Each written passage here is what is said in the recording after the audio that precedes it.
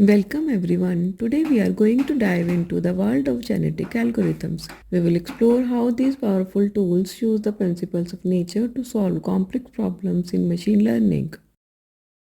At its core, a genetic algorithm is a search technique inspired by Charles Darwin's theory of evolution. Just like in nature, this algorithm uses natural selection, where the strongest individuals are chosen to pass their traits on to the next generation, gradually improving the population over time.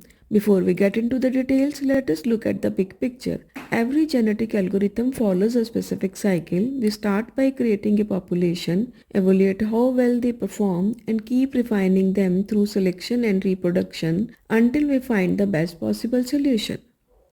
To make this happen, the process is broken down into 5 key stages: initialization, fitness assignment, selection, crossover, which is the reproduction phase, and finally the termination.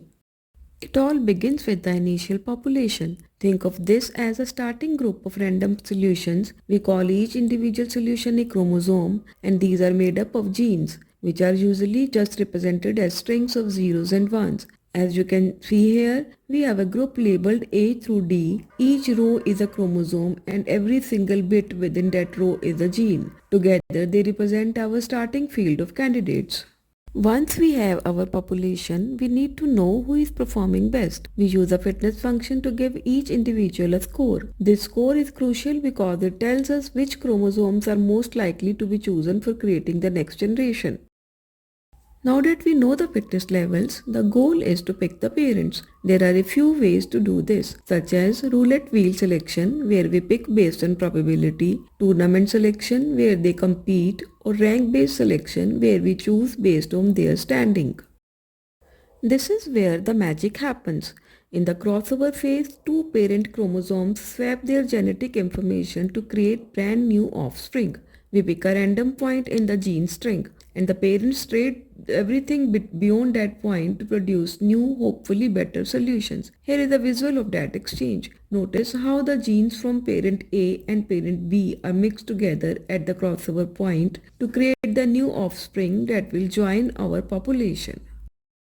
To keep things interesting and prevent the algorithm from getting stuck, we use mutation. This involves making tiny random changes to an offspring's genes, like flipping a 0 to a 1. This keeps the population diverse and helps us to find even better solutions.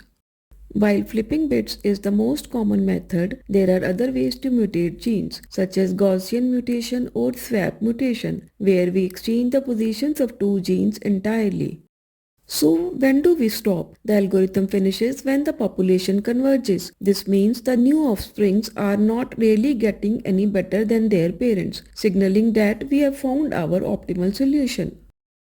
To summarize, it is a continuous loop. Generate a population, score them, check if we are done, and if not, let them reproduce and mutate. We keep repeating this cycle until the best solution emerges. That wraps up our look at genetic algorithms. I hope this gives you a clear understanding of how we can use nature's logic to solve machine learning problems. Don't forget to like, share and subscribe to BrainTech Insights for more.